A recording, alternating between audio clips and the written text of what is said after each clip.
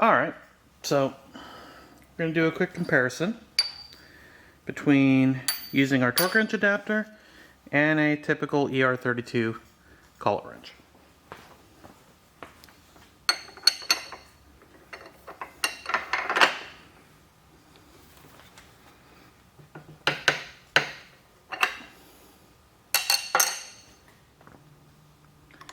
Alright, using our adapter.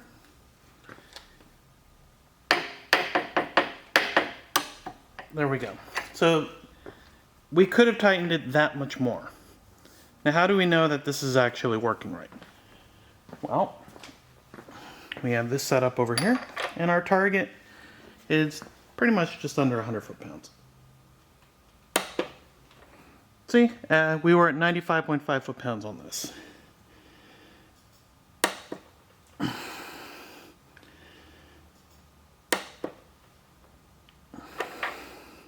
So we didn't over torque the collet, and we got it tighter than just using our standard ER32 collet wrench.